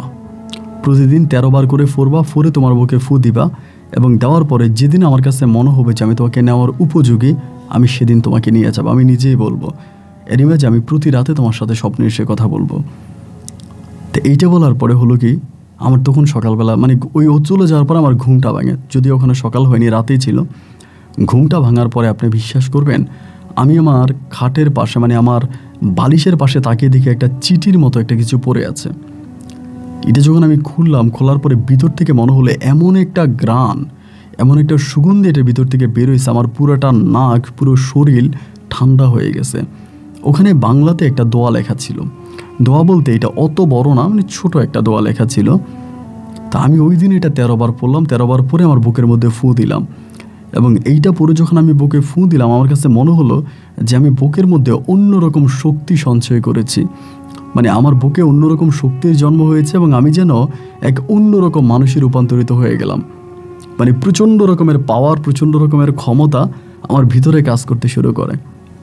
এবং এরকম করে প্রায় প্রতিদিন ও আমাকে 13 বার বলছে, আমি 20 বার, 25 বার, মাঝে মাঝে 50 বার, 100 বারও আমি এটা পরি আমার বুকের মধ্যে ফু দেই। রাতের বেলায় ও আসে, এসে আমার সাথে দেখা করে, স্বপ্নে আমার সাথে কথাবার্তা বলে। আমি তখন এক অন্যরকম জীবনযাপন করতেছি। ট্রলারে যাই না, মাছ ধরি না। আব্বার সাথে মাঝে মাঝে হচ্ছে, আমার আব্বা যে মাছের আড়ত আছে, আব্বুর সাথে মাছের আড়তে গিয়ে বসি। আব্বু মাছের আড়ত থেকে মাছ উঠায়, মাছ বিক্রি করে, আমি আব্বুর সাথে থাকতেছি। মানে আমার ভিতরে আর আমি নাই। আমার ভিতরে যে একটা অনুভূতি ছিল, আমার ভিতরে যে একটা পরিস্থিতি ছিল, এইটা আর নাই। আমি একটা অন্যরকম মানুষে তখন রূপান্তরিত হয়ে গেলাম, অন্য একটা মানুষ আমি তখন কনভার্ট হয়ে গেলাম। তো এমন করে 1 দিন 2 দিন 3 দিন করে সময়গুলো কাটতেছে। আর আমি প্রতি রাতেই তার স্বপ্নে বলি যে আমি তোমার সাথে চলে যাব, তুমি আমাকে তোমার সাথে তোমার রাজ্যে নিয়ে যাও, আমি তোমার রাজ্যে যেতে চাই, আমি তোমার রাজ্য দেখতে চাই, তোমার দুনিয়া দেখতে চাই, এবং তোমরা তোমাদের রাজ্যে কেমন থাকো, কি করো, আমি সব দেখতে চাই। তো আমাকে বারবার বলো, ওখানে নিলে তুমি আর ফিরে আসতে পারবা না, ওইখানে নিলে তুমি আর ফিরে আসতে পারবা না, ওখানেই তোমাকে মানে মরণ পর্যন্ত ওখানে আটকা রাখবো, তুমি আর আসতে পারবা না। এগুলো আমাকে বলো। আমি তাকে ওয়াদা করি যে আমি মরণ পর্যন্ত ওইখানে থাকবো। এরকম করতে করতে অমাবস্যা রাত আসে। অমাবস্যা রাতের কাছাকাছি হয়। তো অমাবস্যা রাতের বেলায় বিশেষ করে আমাদের মাছ ধরা নিষেধ থাকে। আমাদের যিনি সর্দার আছে, উনি নিষেধ করেছে যে অমাবস্যা রাতে যাতে কেউ মাছ না ধরে, এবং কেউ যেন ট্রলার নিয়ে সাগরে না যায়। ওই সময় পুরোপুরিভাবে নিষেধ থাকে। তো সে আমাকে বলে অমাবস্যা রাতের বেলায় আমি ট্রলার নিয়ে যাওয়ার জন্য আমারে বলে, এই অমাবস্যা রাতে আপনি ট্রলার নিয়ে আসবেন, এবং আসলে পরে আমি আপনাকে নিয়ে যাব। পরীটা আমাকে তখন বলে, সে তার নামও বলে, তার নাম বলে জ্যোৎস্না। ও বলে, আমার নাম জ্যোৎস্না, এবং আমরা আমাদের পরিবারের সবাই মিলে আমরা ওই সাগরের নিচেই থাকি, এবং আমাদের গোটা পরিবার না, আমাদের আমরা অনেকগুলো জিন মিলে ওখানেই থাকি, এবং আমাদের ঘর বাড়ি আছে। পরে আমাকে বলে, আমি তোমাকে নিয়ে যেতে পারবো, কিন্তু তুমি কি আর ওখান থেকে আসতে পারবা না। আমি আর আসতেও চাই না। মানে আমার কথা হচ্ছে আমি একবার যেতে চাই। অনেক তো এই সাগরের নিচে পরীর মহলের গল্প শুনেছিলাম, দাদির মুখে, পাড়া প্রতিবেশীর মুখে, মায়ের মুখে, বাবার মুখে, অনেকের মুখে শুনেছিলাম। ওইটার নিচে নাকি এক মহল আছে, এবং আজ থেকে বহু বছর আগে আমাদের এলাকার আরেক লোককেও নাকি নিয়ে যায়, তাকেও নিয়ে গিয়ে কয়েকদিন ধরে রাখার পরে সে ফিরে আসে কিন্তু পাগল হয়ে যায় এবং পাগল হয়ে শুধু বলে আমি এটা দেখছি, আমি সাগরের নিচে এটা দেখছি, সাগরের নিচে এই দেখছি, ওই দেখছি, এই ঘর দেখছি, ওই বাড়ি দেখছি, এগুলো বলে এবং বলতে বলতে সে পাগল হয়ে যায়। তো ওনার মুখ থেকে অনেক সাগরের নিচের অনেক কথাবার্তা শুনতাম। তো সবাই বলতে রে সাগরের নিচে জিনেরা নিয়ে গেছে এবং নিয়ে যাওয়ার পরে সাগরের নিচ থেকে উঠে আসার পরেও পাগল হয়ে গেছে। তা আমি তখন চিন্তা করছি আমিও যদি পাগল হয়ে যাই, তা ভাবি পাগল হয়ে গেলে হয়েছে, যা আছে তাই হবে, মানে হয় বাঁচবো না হয় মরবো, কিন্তু সাগরের নিচে কি আছে এইটা আমি দেখে ছাড়বো। অমাবস্যা রাতের বেলা আমাকে তখন প্রস্তাব করা হয় যে অমাবস্যা রাতের বেলা আমাকে নিয়ে যাবে, আমি যাতে রেডি থাকি। যেভাবে আমাকে সুন্দর করে সাজিয়ে গুছিয়ে বলে এইভাবেই আমি তখন অমাবস্যা রাতের বেলায় রেডি হয়ে যে আমি যাব। তো সেই রাতে ট্রলার নিয়ে যাওয়াটা অনেক কঠিন। এরপর আমি সবার চোখ ফাঁকি দিয়ে ট্রলার নিয়ে আমি সাগরে মাছ ধরিয়াই গেলাম এবং মাছ ধরিয়ে যাওয়ার পর আমি দেখলাম যে বধূ সাজে ও বসে আছে একদম পানির উপরে। এতদিন আমাকে পানির নিচে দেখতাম, ও পানির নিচে থাকতো, কিন্তু আজকে দেখি যে পানির উপরে বসে আছে একদম বউয়ের মতো করে, একটা নতুন বউ যেমন বসে থাকে ওরকম। মানে আমার কাছে মনে হয় যে ও সাগরের উপরে বসে আছে কিন্তু ডুবে যায় না। আমি আমার ট্রলারটা ওইখানে নেওয়ার পর ও হাত ধরে ট্রলারের উপরে উঠে আসছে, এসে একদম সুন্দর করে একটা মেয়ের মতো হেঁটে হেঁটে আসছে, এসে আমাকে বলে আমাদের ওখানে নিতে হলে তুমি আমাকে বিয়ে করতে হবে। আমি বললাম যে আমি তোমাকে বিয়ে করব, কিন্তু কিভাবে বিয়ে করব, এখানে তো কোনো কাজই নেই। ও তখন আমাকে বলে আমাদের বিয়ে যেভাবে হয় ওভাবেই হবে। তো আমাকে এই 3টা ওয়ার্ড পড়তে বলে, আমরা যেরকম কবুল বলে ও কবুল বলে না, এছাড়া 3টা ওয়ার্ড বলে, 3টা শব্দ বলে। তো এই শব্দগুলো আমাকে পড়তে বলে, আমি 3টা শব্দ ওকে বলি, ও আমাকে 3টা শব্দ বলে। বলার পরে শুধু এইটুকুই মনে আছে, আমার শরীরে এভাবে শুধু হাত দেয়, শুধু আমার শরীরের মধ্যে ওর হাতটা এভাবে, মানে ওর হাতের স্পর্শ করে আমার শরীরে। তখন থেকে আমার আর কোনো কিছু মনে নেই, শুধু এটুকুই মনে আছে যে ও আমার শরীরে হাত দেওয়ার পর আমি সাগরে পড়ে গেছি, মানে সাগরে পড়ে যাচ্ছে ওর সাথেই পড়তেছি, শুধু এইটুকুই আমার মনে আছে, আমার আর কোনো মেমোরিজ মনে নেই। এবং এরপরে আমার যখন জ্ঞান ফিরে আসে আমি দেখি আমি একটা ঘরের মধ্যে, এবং শুধু এটি একটা ঘর বললে ভুল হবে, আমার কাছে মনে হয় একটা রাজপ্রাসাদ, বিশাল সুন্দর করে নকশা দিয়ে কারো করা একটা সুন্দর ঘর। এই ঘরের মধ্যে আমি বসে আছি এবং বসে থাকা অবস্থা আমি তখন ওকে দেখতে পেলাম, ও আমার সামনেই, খানিকটা সামনে হচ্ছে একটা টুলের মতো আছে, ওইটার মধ্যে বসে আছে, বসে বসে আমার দিকে তাকিয়ে হাসতেছে। আমারে বলে কেমন লাগে আমাদের মহল। আমি তখন বললাম এই এত বড় ঘর তুমি একা থাকো? বলে হ্যাঁ আমি একাই থাকি। আমি বললাম তোমার পরিবার কে কে থাকে? বলে আমার আব্বা আম্মা সবাই আছে, কিন্তু এই ঘরটা হচ্ছে গেস্টের ঘর, মেহমানদের ঘর, এই ঘরে আমি তোমাকে এনেছি। আর আমার বাবা মা যদি তোমাকে দেখে তাহলে বড় সমস্যা হয়ে যাবে, অনেক ক্ষতি হবে, আমার অনেক ক্ষতি করে ফেলবে, হয়তো আমি তোমার সাথে দেখা করতে যেতে পারবো না। আমি তখন বললাম জোসনা আমি খাবো কি? আমাকে বলো তোমার খাবার দাবার, একটা মানুষের যাই কিছু প্রয়োজন হয় এই ঘরের মধ্যে তুমি সব কিছু পাবা, তোমার খাবার দাবার থেকে শুরু করে যত যা প্রয়োজন হয় সব কিছু আমি তোমাকে দিব, তোমার কোনো কিছুর অভাব হবে না। তবে এই ঘরে থাকতে হলে তোমাকে একটা শর্ত মানতে হবে। আমি তখন বললাম শর্ত? বলে কখনোই এই ঘরের দরজা খোলা যাবে না, এই ঘরের দরজা যদি তুমি খোলো তাহলে তুমি মারা যাবা। আমি বললাম কেন? বলে এই ঘরের দরজা খুললে পানি ঢুকবে ভিতরে, মানে ঘরের ভিতরে পানি ঢুকে তুমি নিঃশ্বাস আটকে মারা যাবা, তাই এই ঘরের দরজা কখনো খোলা যাবে না। এবং এই ঘরের দরজা খুলে তুমি এমন কিছু প্রাণীকে দেখতে পাবা যেটা দেখে হয়তো তুমি হার্ট অ্যাটাক করে মরেও যেতে পারো, তাই এই ঘরের দরজা কখনো খোলা যাবে না, তুমি এটা সবসময় বন্ধ করে রাখবা। তাই আমি বললাম যে আমি কিভাবে, তুমি কিভাবে যাবো? বল আমি যেভাবেই যাব, আমি তোমাকে ঘুম পাড়িয়ে যাব, বা আমি যাওয়ার সময় তুমি দেখবে না, বা আমি আসার সময়ও তুমি দেখবে না। আমি তখন বললাম যে পুরি এটা কী বলতেছ, মানে জোসনা এটা কী বলতেছ, এটা কী ধরনের কথা? আমি আমার কাছে অনেকটা ভয় লাগতেছে। ও বলে ভয়ের কোনো কারণ নাই, ভয়ের কোনো কারণ নাই, যতক্ষণ পর্যন্ত আমি তোমার সাথে আছি, যতক্ষণ পর্যন্ত আমি তোমাকে সাপোর্ট করে যাব, তুমি আমার সাথে থাকবে, আমি তোমার সাথে থাকবো, ততক্ষণ পর্যন্ত তুমি কোনো ভয় পাবা না, কোনো ভয়ের কোনো চিন্তা করারই দরকার নেই, সব কিছু ঠিক হয়ে যাবে, তুমি আমার উপরে ভরসা রাখো। তাই আমি বললাম যে আচ্ছা ঠিক আছে। পর ওর সাথে এরকম করে কথাবার্তা বলি এবং সব কিছু শেষ হওয়ার পর তখন কোন দিক দিয়ে যে যায় এটা আমি বুঝতেই পারি না, মানে আমি দেখতেই পাই না যে কোন দিক দিয়ে ফুরুত করে চলে যায়, আবার কোন দিক দিয়ে আসে সেটাও দেখতে পাই না। এবং আমার যত কিছুর প্রয়োজন হয়, খাবার দাবার আমি যেটাই খাই বা আমার যত খাবারের প্রয়োজন সব এনে দেয়, মানে ওই নিজে সব এনে দেয়, আমাকে কোত্থেকে এনে দেয় সেটাও আমি জানি না। এইভাবে দিনের পর দিন, রাতের পর রাত আমি ওই ঘরের মধ্যে থাকতাম। এবং আপনাকে এক ওয়ার্ডও আমি মিথ্যে বলতেছি না, আমি ওর সাথে শারীরিক সম্পর্কও করতাম, স্বামী স্ত্রীর যে সম্পর্কটা হতো ওই সম্পর্কটা আমি ওর সাথে করতাম, এবং একটা রাজকীয় জীবনযাপন করতাম, এবং হাঁটা চলা ছিল ঘরের মাঝে, আমার কিছুর অভাব ছিল না, যেটা খাইতে মন চাইতো ওইটাই পাইতাম, যা করতে মন চাইতো তাই করতাম, এবং যেভাবে ওর সাথে আমার থাকতে মন চাইতো ওর সাথে সেভাবেই থাকতাম। মানে আমার ভিতরে আবেগ, অনুভূতি, ভালোবাসা মানে এক অন্যরকম মহলে আমি তখন পৌঁছে যাই। এমন করতে করতে অনেক দিন কেটে যায়, মানে কতদিন কেটে যায় তার কোনো হিসাব আমার কাছে নাই। বাট আমার কাছে মনে হয় যে অনেকগুলো মাস বা অনেকগুলো বৎসর কেটে যায়। আমি একটা সময় দাদিকে অনেক মিস করি। আমার আব্বা আম্মার কথা যতটা মনে পড়ে তার থেকেও বেশি আমার দাদির কথা মনে পড়ে। দাদির জন্য খুব খারাপ লাগে, মানে অনেক খারাপ লাগে। আমি এতটা খারাপ নিতে পারতেছি না আমার দাদির, মানে খুব মনে পড়তেছে দাদির কথা। পরে ও আমারে বলতেছে যে, আমি ওর একদিন বললাম যে, জ্যোৎস্না, আমি তো বহু বছর ধরে তোমার এই ঘরে বন্দি আছি, আমার এই ঘরে থাকতে আর ভালো লাগে না, আমি আমার গ্রামে যেতে চাই, আমার এলাকায় যেতে চাই, আমি আমার দাদির কাছে যাব। ও আমাকে বলে যে না, এখানে যদি কেউ একবার ফিরে আসে ওকে এখান থেকে জীবিত ফিরিয়ে দেওয়া হয় না। আমি বললাম, আমাদের এলাকার বহু বছর আগে একটা লোক আসছিল এবং সে তো গেছে, সে তো ফিরে গেছে, বলে তাকে এমনভাবে ছাড়া হয়েছে, তোমাকে যদি এমনভাবে ছাড়া হয় তুমি কি যাবা? আমি বললাম না, আমি তো পাগল হয়ে এখান থেকে যেতে চাই না। ও আমাকে বলে, হ্যাঁ, যেহেতু এখানে চলে আসছো এখান থেকে ফেরার কোনো উপায় নেই, এখান থেকে চলে যাওয়ার কোনো পথ নাই, তোমাকে এখানেই থাকতে হবে।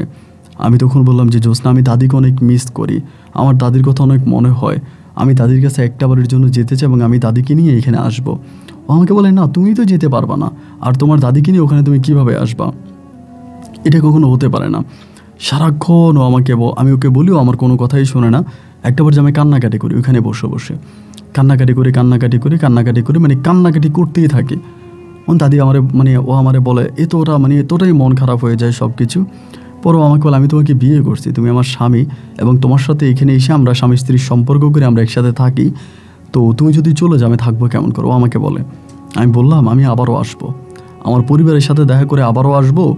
ও তখন আমাকে বলে, ঠিক আছে, আমি তোমাকে একটা শর্ত দিতে পারি, আমি তোমাকে একটা শর্ত দিব, এই শর্তটা যদি মানো তাহলে আমি তোমাকে যেতে দিব। আমি বললাম, ঠিক আছে, আমি তোমার শর্ত মানবো, বলো কী শর্ত? ও আমাকে বলো, শর্তটা খুবই ছোট একটা শর্ত, এটা মানলে পরে আমি তোমাকে যেতে দিতে পারি, তবে সাময়িক সময়ের জন্য তোমাকে আবার চলে আসতে হবে। আমি বললাম, ঠিক আছে, আমি মানবো। পরে আমাকে বলে যে, তুমি যে পরীর মহলে এসেছো, আমাদের সাথে থেকেছো এবং এত বছর ধরে আমাদের সাথে আছো, এইটা তুমি উপরে গিয়ে কাউকেই বলতে পারবা না, তোমার এলাকার কোনো লোকজনকে বলতে পারবো না, তোমার বাবা মা যারাই আছে তোমাকে যদি জিজ্ঞেস করে তুমি কোথায় ছিলা, তুমি কোন জায়গায় ছিলা, তুমি কখনোই বলবা না যে তুমি কোথায় ছিলা, তোমাকে কে নিয়ে গেছিলো, কাদের সাথে ছিলা, কাউকেই তুমি বলতে পারবা না। আমি বললাম যে, ঠিক আছে, আমার তো কাউকে বলার প্রয়োজন নেই, আমি কেন শুধু শুধু বলতে যাব, আমি কাউকেই বলবো না, তুমি আমাকে আমার পরিবারের কাছে পাঠাও, তুমি দেখো আমি কাউকেই বলবো না, এবং পরিবারের সাথে কিছুদিন থাকার পরে আমি তোমার ডাকে তোমাকে ভালোবেসে তোমার রাজ্যে আবার চলে আসবো, আমি আবারও আসবো, তুমি আমাকে আপাতত যেতে দাও। এটা বলার পরে ও তখন আমাকে বললো যে, আচ্ছা ঠিক আছে, আমি তোমাকে যেতে দিব। এবার এই প্রথম ও আমাকে তখন এখান থেকে যেতে দেয়, এবং যেতে দেওয়াটাও ছিল অদ্ভুত, মানে ভীষণ অদ্ভুত রকমের। আমি ওই ঘরের মধ্যেই ছিলাম, একইভাবে আমার শরীরে হাত দিল, আমার শরীরে হাত দেওয়ার পর আমি ওখানে সেন্সলেস হয়ে যাই, আমার কিছু মনে নেই। এবং যখন আমার স্মৃতিশক্তি ফিরে আসে, আমি দেখি সাগরের পাড়েই একটা গাছের সাথে, সাগরের পাড়ে একটা নারিকেল গাছের সাথে আমি ডেলান দিয়ে শুয়ে আছি। আমার শরীরে এক ফোঁটা পানিও নাই, আমার শরীরের মধ্যে এক ফোঁটা পানিও নাই, এবং যেই পোশাকগুলো পরে আমি গিয়েছিলাম সেম পোশাকে আমি ফিরে আসি। যদিও ওখানে আরও অন্যরকম পোশাকও আমাকে দিয়েছিল পরার জন্য, আমি অন্য পোশাক আশাকও ওখানে পরতাম, কিন্তু আমি যখন ফিরে আসি তখন ওই পোশাকটা পরেই ফিরে আসি। আসার পরে আমি তখন এখান থেকে উঠে হাত মুখ এরকম করে পরিষ্কার করে আমি তখন এখান থেকে আমার বাড়ির দিকে যাচ্ছি। আর বাড়ির দিকে যাচ্ছি তো মানুষের লাইন লেগে গেছে, যে নুমান আসছে, মানে সবাই তখন আমাকে পাগলের মতো করে ধরলো, ধরে বলতেছে যে এটি কীভাবে সম্ভব, কোত্থেকে আসছে। আমি জানতে পারি যে আমি প্রায় 3 বৎসরের মতো বাড়িতে নাই, কিন্তু আমার কাছে মনে হলো যে বড় জোরে হয়তো সপ্তাহখানিক, আমার ওইখানে যে সময়গুলো আমি কাটিয়েছি আমার কাছে মনে হলো আমি সপ্তাহখানিক ছিলাম, কিন্তু বাড়িতে এসে জানতে পারি যে আমি 3 বৎসরের মতো বাড়িতে নাই।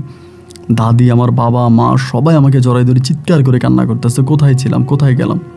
আমি কাউকে কিছুই বলি না, তারা আমাকে বারবার বলে, আমি কাউকে কিছুই বললাম না। খাওয়া দাওয়া করছি, আমার আব্বা আম্মা বলে, কোথায় গিয়েছিলি তুই, কে তোকে নিয়ে গেছিল, তুই কেন গিয়েছিস, বারবার আমাকে একই প্রশ্ন করতে থাকে। আমি আমার পরিবারের মানুষের কাছে কোনো প্রশ্নের কোনো উত্তর দেই না, তারা প্রশ্ন করে আমি প্রশ্নগুলো জাস্ট নীরবে শুনে যাচ্ছিলাম। এরকম করে সময়টা কাটতে কাটতে অনেকটা সময় তখন পেরিয়ে গেল। অনেকটা সময় পেরিয়ে যাওয়ার পরে একটা পর্যায়ে আমি তখন এই পরিটাকে আবারও স্বপ্নে দেখলাম রাতের বেলায় স্বপ্নে দেখার পরে রাতের বেলায় সে অনেক খুশি হয়েছে আমার কাছে। এই যে সবাই আমাকে জিজ্ঞেস করছে, আমাকে রিকোয়েস্ট করছে, আমাকে অনুরোধ করছে, আমি বলি নাই, আমার ঠিকানা বলি নাই, আমি কোথায় গিয়েছি, কোথায় ছিলাম, এর কোনো কিছুই বলি নাই।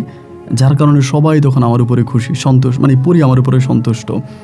এমন করে প্রায় আমি সপ্তাহখানিকের মতো বাড়ি ছিলাম। এমন কোনো মানুষ নেই, এমন কোনো লোক না আমাকে জিজ্ঞেস করে নাই আমি কোথায় গিয়েছি, কোন জায়গায় ছিলাম, কেন বাড়িতে আসি নাই। মানে আমি কিছুই বললাম না। প্রায় সপ্তাহখানিক বা 15 দিনের মতো হবে। একটা পর্যায়ে তখন এই জ্যোৎস্না আমাকে আবারও বলতেছে, তোমার তো যাওয়ার সময় চলে আসছে, আমি তোমাকে নিয়ে যাবো। তো তখন আমি জ্যোৎস্নাকে বললাম যে, জ্যোৎস্না, আমি তোমার সাথে যেতে রাজি আছি, আমি তো যাবোই, তুমি আমাকে নিয়ে গেছো, কিন্তু আমার একটা স্বপ্ন আছে, আমার দাদিকে আমি সাথে করে নিয়ে যেতে চাই। ও তখন রাজি হয় না।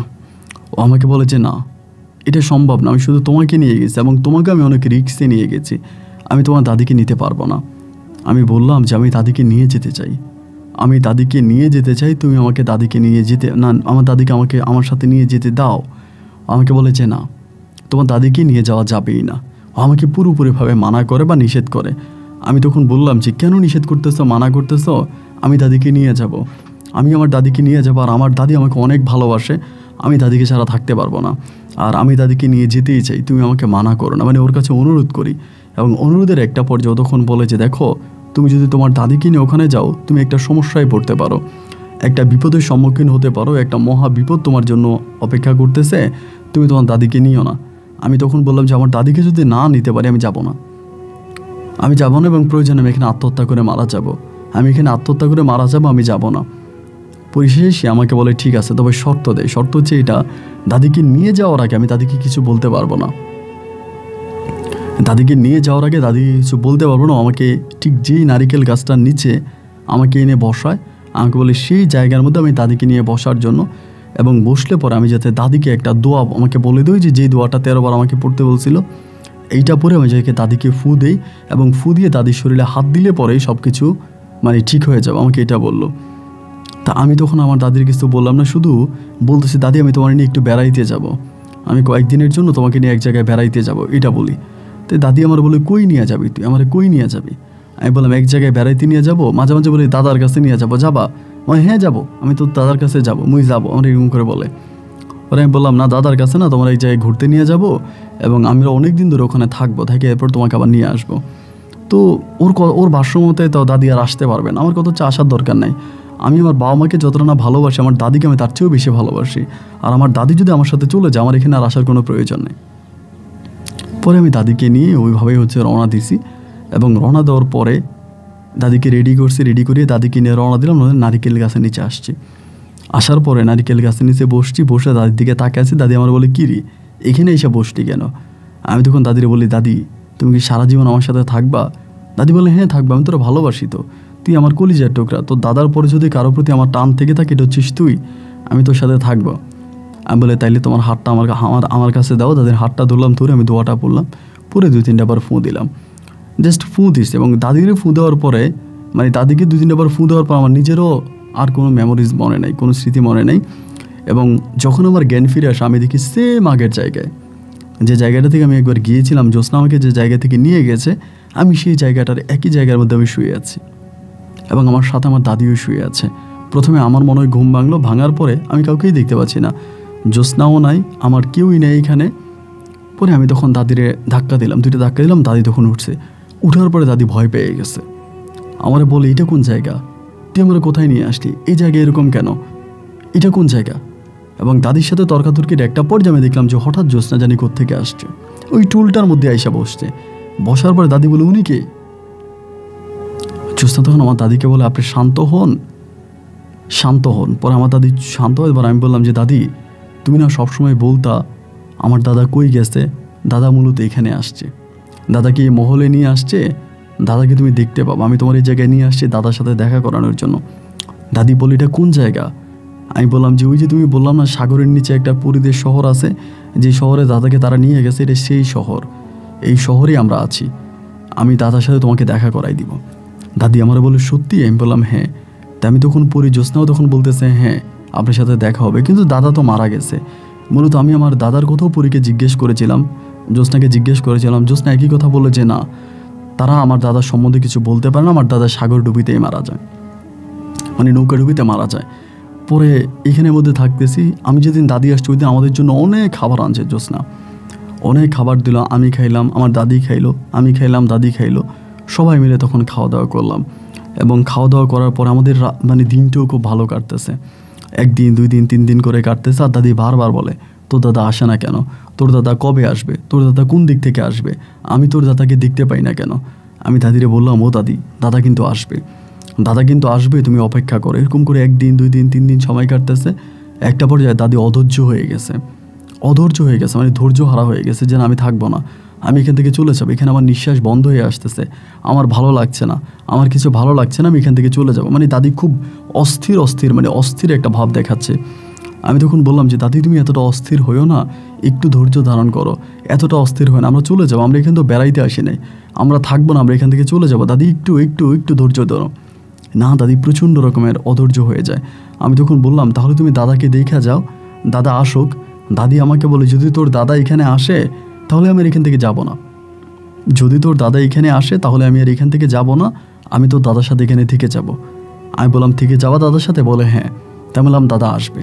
তো মাঝে মাঝে দাদি দরজা খোলার জন্য যায়, দাদার দেখবে। আমি বললাম, দরজা খুলো না, এখানে দরজা খুললে তুমি মরে যাবা, দরজা খুলো না। এভাবে অনেকগুলো দিন কেটে গেল। অনেকগুলো দিন কেটে যাওয়ার পরে একদিন রাতের বেলায়, রাত না দিন তা তো আর জানি না, ওখানে সূর্য চন্দ্র কিছুই জানি না, ঘুম আসি। এবং ঘুম আসার পরে হঠাৎ করে একটা চিৎকারের শব্দ শুনি। এবং চিৎকারের শব্দ শোনার পর আমার তখন ঘুমটা ভেঙে যায়, মানে আমার চোখটা খুলে যায়। খুলে যাওয়ার পর আমি শুধু একটা আলো দেখতে পাই যে দরজাটা জ্যোৎস্না আমাদেরকে সবসময় বলতে, এটা কখনোই খুলবা না, এটা সবসময় বন্ধ করে রাখবে, এটার মধ্যে কখনো হাতও দিবে না, এই দরজাটা খোলা। এবং দরজার বাইরে থেকে এমন একটা আলো আসছে ঘরের মধ্যে, আমার দাদি মনে হয় পুড়ে গেছে ওই আলোতে। আমি মানে ওই আলোটার কারণে দৌড়ে ওখানে যায়, দাদিকে ধরতেও পারতেছি না, মানে আলোটা এত বিকট ছিল যে ওই আলোটার কারণে আমি আমার দাদির শরীরে হাত দিতে পারতেছি না, মানে এমন একটা অবস্থা। এবং এক পর্যায়ে ওই সময়ের ভিতরে মানে হঠাৎ করে কোত্থেকে জানি ঘরের মধ্যে জ্যোৎস্না ঢুকে, এবং ঢুকে জ্যোৎস্না দরজাটা আটকায় দেয়। মানে এত আলো, মনে হয় আমার চোখ দুটো এখন আমি ক্লিয়ার দেখতে পাই না, এখন আমার চোখের আলো কমে গেছে, পাওয়ার কমে গেছে। পরে জ্যোৎস্না এসে আমার দাদি তখন ওখানে পড়ে আছে দরজার মধ্যে। দরজাটা লাগিয়ে দেওয়ার পর আমি দৌড়ে গিয়ে আমার দাদিকে ধরার পরে দাদিকে ধরে খাটের উপরে আনি। এবং আনার পরে খাটের উপর শোয়াই দেওয়ার পরে জ্যোৎস্না ভীষণ রেগে আছে, মানে অনেকটা রাগ করে আছে ওই জায়গার মধ্যে, এবং রাগান্বিত অবস্থা আমার দিকে তাকিয়ে আছে। আমি তখন বললাম, জ্যোৎস্না, তুমি আমার উপর রাগ করতেছো কেন? ও আমাকে বলে, তোমাকে বারবার বলেছিলাম যে ওনাকে এনো না, কেন তুমি ওনাকে আনলা? আমি বললাম, জ্যোৎস্না, নিয়ে তো আসছি, এখন তো আর এসব কথা বলে লাভ নাই, যেহেতু দাদি আমার কাছে চলে আসছে, আমার কাছেই ছিল, এখন দাদিকে তুমি সুস্থ করে দাও। জ্যোৎস্না তখন আমার দিকে তাকিয়ে বলে, সুস্থ করব? আমাদের এখান থেকে তো কোনো মৃত মানুষকে জীবিত করা যায় না। আমি বললাম, মানি কি বলছো কি তুমি? ও বলে, হ্যাঁ, আমি যাই বলছি তাই ঠিক, তোমার দাদি মারা গেছে। আমি বললাম, মানি কি বলছো, আমার দাদি মারা গেছে? বলে, হ্যাঁ, তোমার দাদি মারা গেছে, তোমার দাদি জীবিত না, তোমার দাদি জীবিত না, তিনি মারা গেছে। আমি তখন বললাম, জ্যোৎস্না, এটা তুমি কি বলতেছো? আমি শখ করে দাদিকে আমার কাছে নিয়ে আসছি, আমি আর দাদি সারা জীবন একসাথে থাকবো, এই পরিকল্পনা, এই প্ল্যানিং করে আমি দাদিকে নিয়ে আসলাম, আর তুমি বলতেছো আমার দাদি মরে গেছে? জ্যোৎস্না বলে, হ্যাঁ, তোমার দাদি মারা গেছে, তোমার দাদি জীবিত না।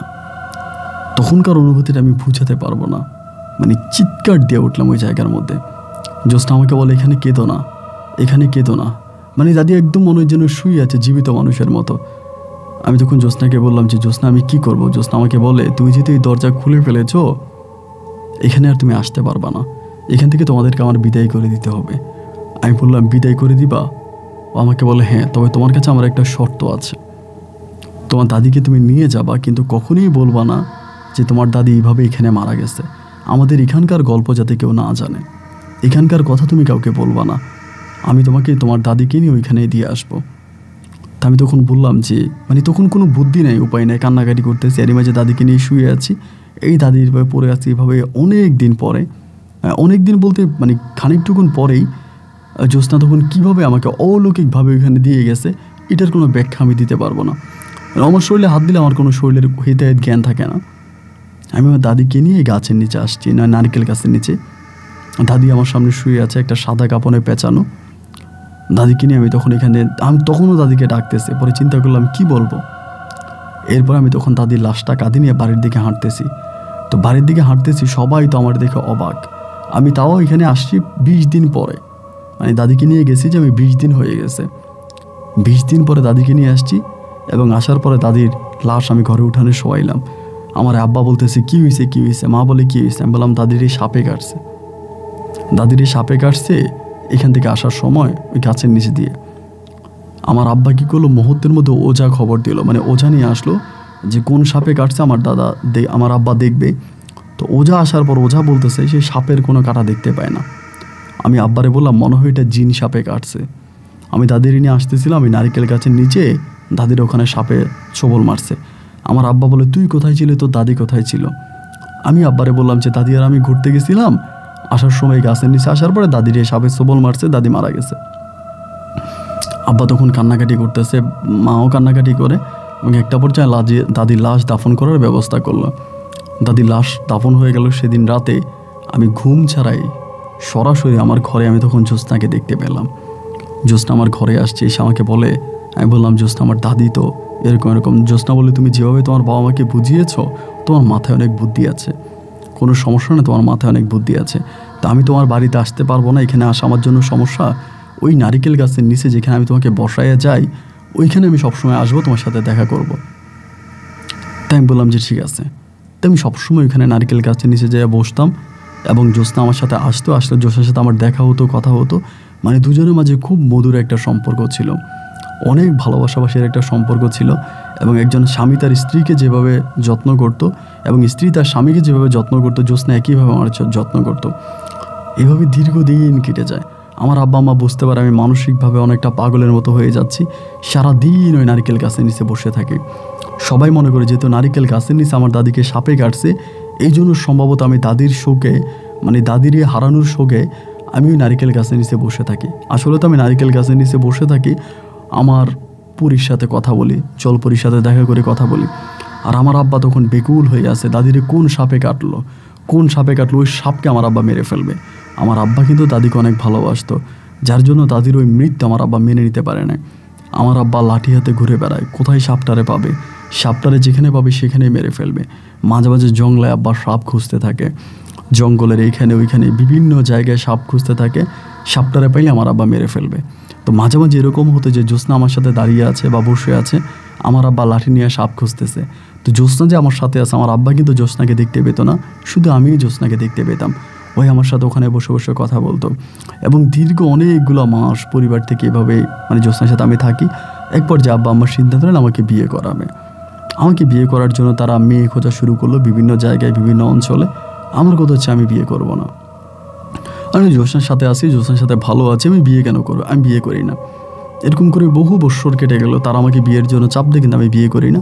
এবং ওইখানে ওই জঙ্গলের ভিতরেই আমি জ্যোৎস্নার সাথে শারীরিক সম্পর্কও করতে পারতেছি, আমি জ্যোৎস্নার সাথে অনেক ভালো আছি এবং তার সাথে আমার দিন রাত খুব ভালোই কাটতেছে। এবং যখন আমাদের এলাকার সব লোকে আমাকে পাগল ডাকতো, বলতো যে আমার ব্রেন আউট হয়ে গেছে। এবং আমি যে অন্য মানুষের সাথে কথা বলতাম এবং কথা বলার মাঝে আমার কোনো মাধুর্যতা ছিল না। আমি কোনো কথা বললে ভুলে যেতাম, এই একটা কথা বললে এখন ভুলে যাই, ওই একটা কথা বললে এখন ভুলে যাই। মানে কোনো কথা, কোনো স্মৃতি বা কোনো কিছু আমার মেমোরিতে ওভাবে থাকতো না। মানে আমি লোক লাইক একটু পাগলের মতো হয়ে যায়, একটু ক্রেজি টাইপের হয়ে যায়, পাগল হয়ে যায়। কারোর সাথে একটু বেশি বেশি কথা বলি, আবার কারোর সাথে কথাই বলি না। মানে এরকম করে অনেকগুলো দিন কেটে গেল।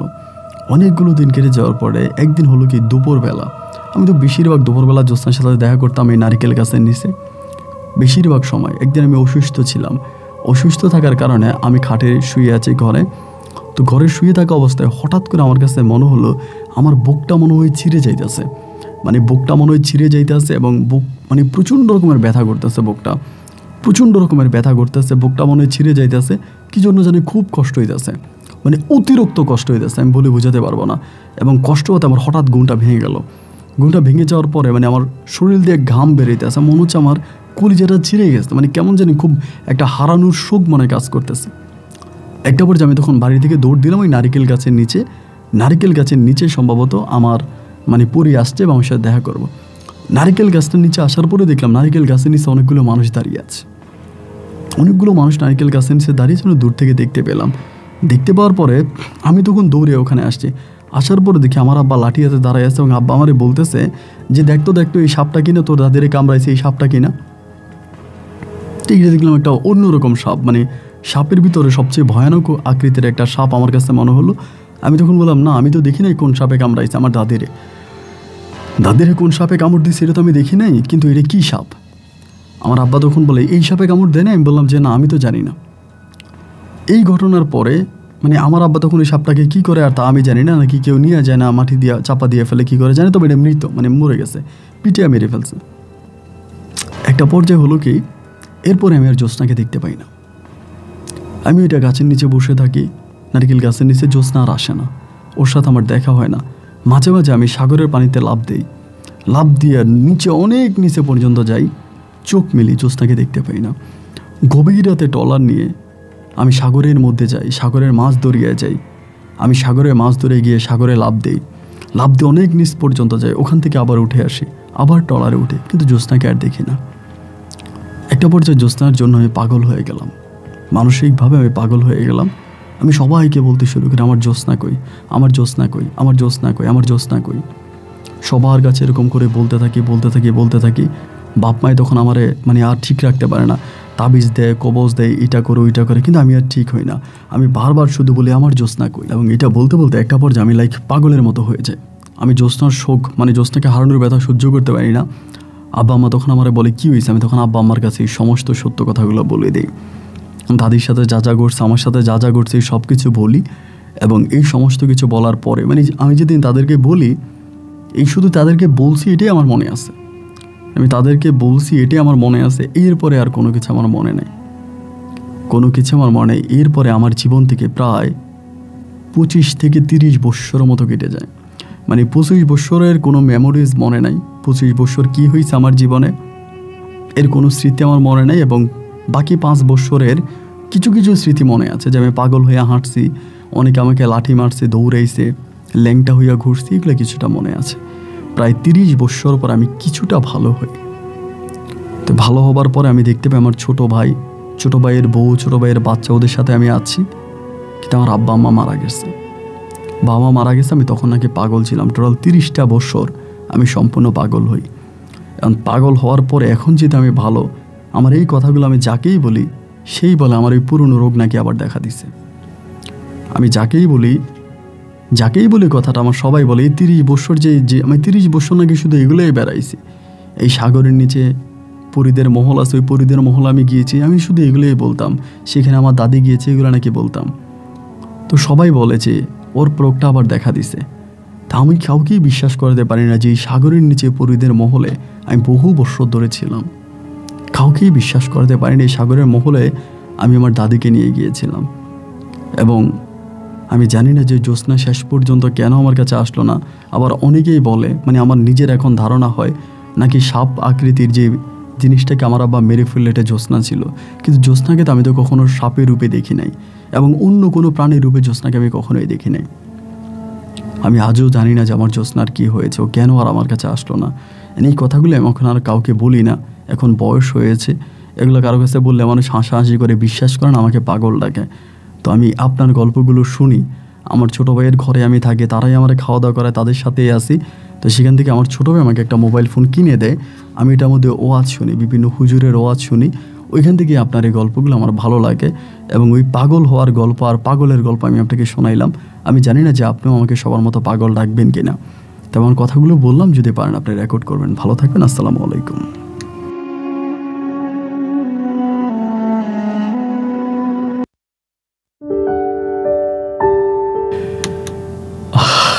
কিচ্ছু বলার নাই, সবাইকে অনেক ধন্যবাদ এই পর্যন্ত আমার সাথে থাকার জন্য। নুমান সাহেবকে গল্পটা লিখতে সহযোগিতা করেছে সাব্বির নামের এক ছেলে, ওখানকারই বরিশালের এক ছেলে সাব্বির, ওই হচ্ছে আপনার সাগরগেশা গ্রামের ছেলে। সাব্বিরকে অনেক ধন্যবাদ। সাব্বির ঢাকায় পড়াশোনা করে, ওর মাধ্যমেই গল্পটা পেয়েছিলাম। আমার মাথায় কিছুই আসছে না, এবং সব মনে হয় মাথার উপর দিয়ে গেছে। আমি কি বলছি আমি নিজেও জানি না। এই গল্পগুলোর কোনো ব্যাখ্যা, কোনো কিছু আমি দিতে পারি না, বা আমার কাছে কিছু মনেই হয় না। এখন ধরেন আমি একটা জিনিস শুধু এটুকুই বুঝি যে আমরা তো এটা জানি যে জিনেরা যে কোনো সময় যে কোনো রূপ ধারণ করতে পারে। আমি কিছুদিন আগে একটা ওয়াজি শুনেছিলাম যে একটা হুজুর নাকি, মানে হুজুরের বাপে দুইটা সাপে খেলা করতেছিল, ছোটো দুইটা সাপকে উনি পিটায় মেরে ফেলে, এবং পরে তিনি জানতে পারে যে দুইটা সাপ ছিল সাপের বাচ্চা, মানে এই দুটো সাপ ছিল জিনের বাচ্চা। তারা সাপের রূপে খেলা করতেছিল। আর বিশেষ করে জিনেরা সাপ আর কালো কুকুরের রূপ বেশি ধারণ করে। তো এক্ষেত্রে সাপ বা কালো কুকুর দেখলে হুট করে তাদেরকে আঘাত করতে নেই, প্রথমত বলতে হবে যে চলে যাও, যদি কিছু হয় খারাপ কোনো কিছুই চলে যাবে, আর যদি না যায় তাহলে তাদেরকে পিটিয়ে মারা উচিত। তবে এই গল্পটা আমার কাছে ভীষণ অদ্ভুত লেগেছে, অনেকটা অবাক করা লেগেছে। আপনার কাছে কেমন লেগেছে সেটা কমেন্ট বক্সে লিখবেন। আজ এখানে এই বিদায়, ইনশাল্লাহ দেখা হবে অন্যদিন অন্য কারো বাস্তব জীবনের গল্প নিয়ে। আল্লাহ হাফেজ এন্ড আসসালামু আলাইকুম।